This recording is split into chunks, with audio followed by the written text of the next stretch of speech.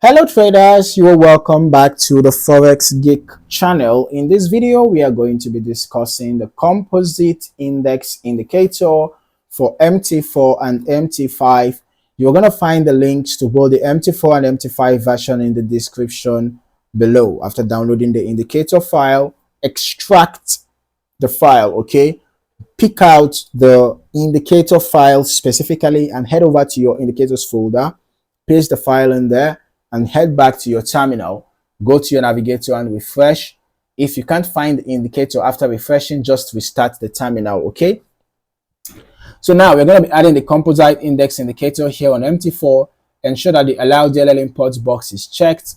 And for the input settings, you can see the customizable settings here, the RSI price, the RSI slow length, RSI fast length, momentum length, SMA length 1, SMA length 2, and SMA length 3, okay? This is how the indicator looks like, right? So remember that we have 3 SMAs, okay? The SMA length 1, SMA length 2, and SMA length 3. You can actually modify those according to your taste. And then we also have the RSI slow length and RSI fast length, basically depending on the sensitivity of the indicator, how sensitive you want the indicator to be. That should determine how these values, are going to be, right? So we have the red, the gold, and the lime colored lines. What you should be looking out for are the movement and the crossovers between these lines. All right. So when you have the red line cross above the gold, you should start looking for buy opportunities already. Okay. When the red crosses above the gold, you should start looking for buy opportunities already. And then when the gold crosses above the green, you can just maintain your buy position.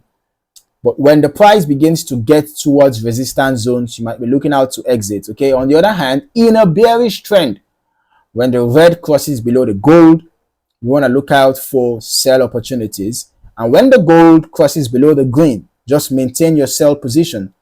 And then when price begins to get towards support zones, demand zones, you want to exit your sell trade.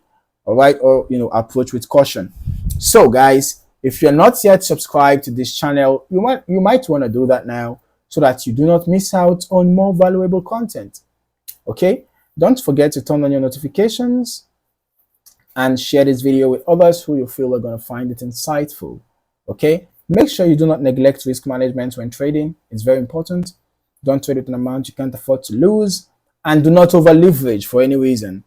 Use proper lot sizing, okay? Your lot size should be dependent on your account balance, all right? Thank you for watching. See you in the next video.